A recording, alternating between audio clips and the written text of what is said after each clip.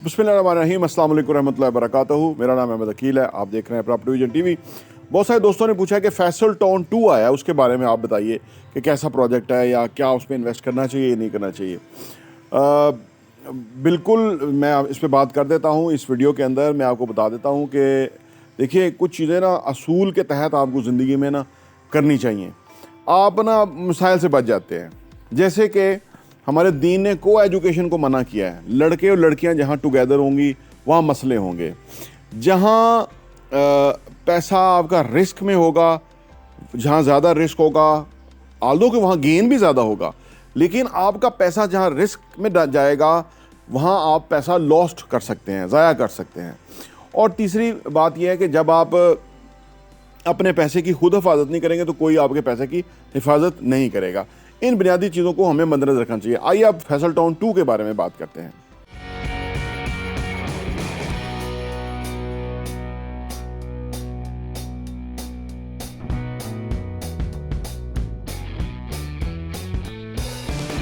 देखिए, जो भी हाउसिंग सोसाइटियां हैं, चाहे वो किस लेवल पे भी काम कर रही हैं, उनके अपने अगराज़ो मकासद होते हैं। वो भी एक कंपनी की तरह रन होती हैं।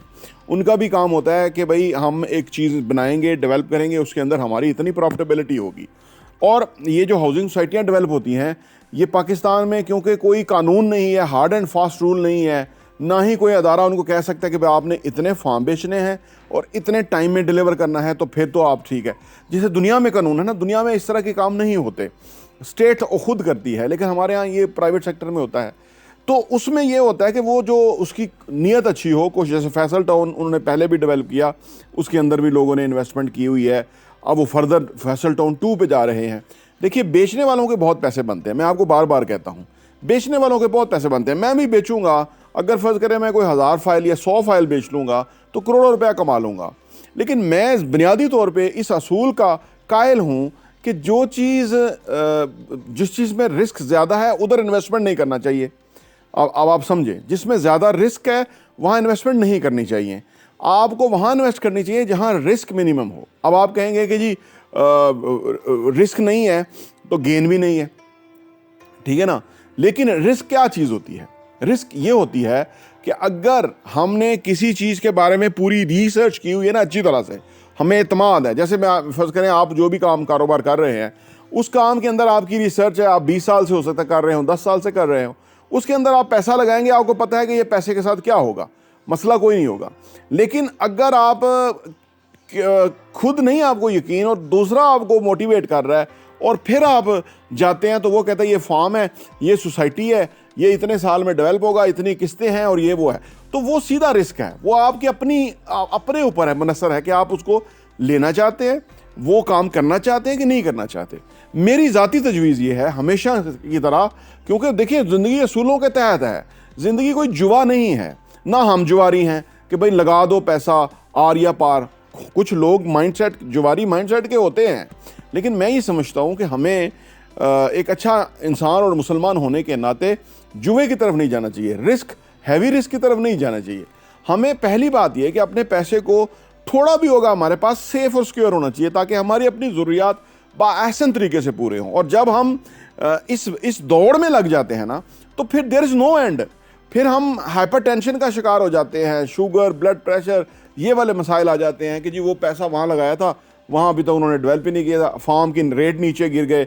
जैसे ये न्यू मेट्रो के साथ हुआ है, लोगों ने, डीलर्स फंस गए हैं कि उन्होंने इतना माल लेके दराजों में रखा हुआ है और रेट नीचे आ गए हैं, जितनी इन्वेस्टमेंट थी उसके ऊपर लॉस हो गया है। मलिक साहब का नवासा है, वो काम तो कर रहा होगा, लेकिन अब बात यह है कि माल इतना काट दिया है, इतना माल फेंक दिया है कि वो अब मार्केट, देखिए वो मार्केट जब डाइजेस्ट करेगी तो फिर जिसने पैसा लगाया है तो उसको फिर फ़ायदा होगा ना। तो कब तक करेगी मार्केट? गुजर खान में अब क्या कुछ, कितना कुछ होगा। इसी तरह अगर फैसल टाउन 2 है तो उसके अंदर जितना वो माल, अगर तो वो मजीद साहब अख्तियार में चीज़ रखे ना, मतलब बहुत ना फेंकें, रुले ना चीज़, उतना निकालें ना। कोई पहले 500 फार्म निकालें, 1000 निकालें, 200 निकालें। लेकिन होता क्या है कि हमारे यहाँ अब गेमें बड़ी हो गई हुई हैं, अब वो खरबों रुपए में जाते हैं।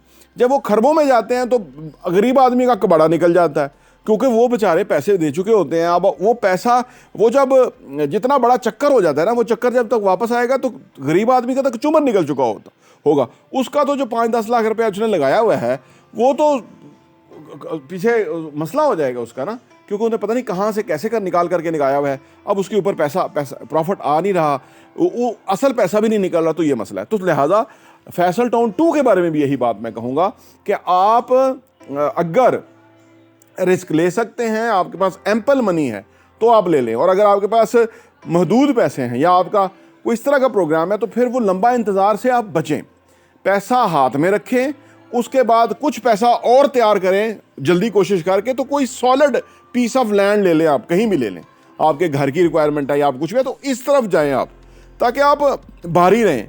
फार्मों में आके बंदा हौला हो जाता है, फार्मों वाला कोई सुखी नहीं मिला मुझे, एक भी नहीं मिला, और डीलर खुद रोते हैं ऑन ग्राउंड, तो वो कहते नहीं ना, हमारी तो उनसे गपशप है ना, वो बताते नहीं है कि उनके साथ क्या हाथ हो गया है, लेकिन वो इस काम में लगे हुए हैं, और वो लगे हुए हैं, उन्होंने तो ये कहना ही है कि भाई सब लाल है, भाई लाल है लाल है, वो तो उन्होंने तो बेच रहे हैं, लालो लाल करके बेच रहे हैं ना, तो वो आप उनको समझे, उनका पैसा बन रहा है, वो अपनी काम कर रहे हैं।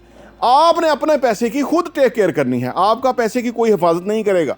ये पाकिस्तान है और हम अनफॉर्चुनेटली हमारे किरदार ऐसे हैं कि हम, मैं आपको बयान ही नहीं कर सकता, आप खुद समझते हैं, भाई भाई को जो है काटने को लगा हुआ है अनफॉर्चुनेटली। तो जहाँ पैसा इन्वॉल्व हो जाए वहाँ लोग जो हैं उनके दीन ईमान डोल जाते हैं। तो लिहाजा आप इन्वेस्ट करते हुए ये कोशिश ये करें कि फार्मों में ना इन्वेस्ट करें, चाहे कोई भी फार्म बेचें। मैं कहता हूँ कोई भी बड़ी सोसाइटी, कैपिटल स्मार्ट सिटी का फार्म है, मार्केट में लेके जाएंगे, लॉस पे बिक रहा होगा, 6-6 सालों ने लोगों ने पैसे जमा कराए, 4-4 साल हो गए जमा कराते हुए। तो लिहाजा इस चीज़ से बचें, इस चीज़ से अपने आप को एहतियात करें। एहतियात है ना, जैसे एहतियात की जाती है, मैंने जैसे को एजुकेशन की बात की, लड़के लड़कियां इकट्ठे पढ़ेंगे, खेलेंगे कूदेंगे, रातों को बैठेंगे, पार्टियां करेंगे, इंजॉय करेंगे, दोस्तियां करेंगे, एक गाड़ी में एक मोटरसाइकिल पे जाएंगे, गड़बड़ होगी, क्योंकि दोनों जो है ना फ़र्क चीज़ है ना।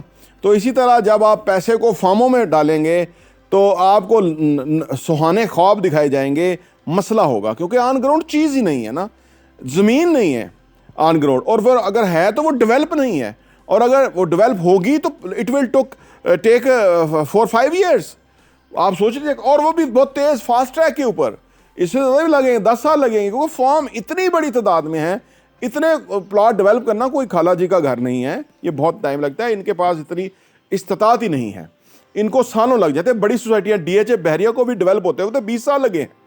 तो लोग, जिन लोगों को बड़ा मसले हुए हैं, जिन लोगों के फार्म कैंसिल हुए, जिन लोगों का और मसले हुए, वो बेचारे कहीं भी उनको हासिल नहीं हो सका। तो हमें उस लंबे चक्कर में पड़ने की ज़रूरत नहीं है। मेरी ये तजवीज़ है, हमें रेडी ऑन ग्राउंड चीज़ लेने की ज़रूरत है कि उस चक्कर में हम ना पड़ें, हम सीधा अपना चीज़ लें और उसके हम मालिक हों, कल को हम बेचें, जब दिल करेगा हम उसको बेचेंगे, जितना प्रॉफिट लेना चाहेंगे लेंगे, तो साफ सुथरा काम करेंगे। प्रॉपर्टी इंटरव्यू देखने का बहुत बहुत शुक्रिया।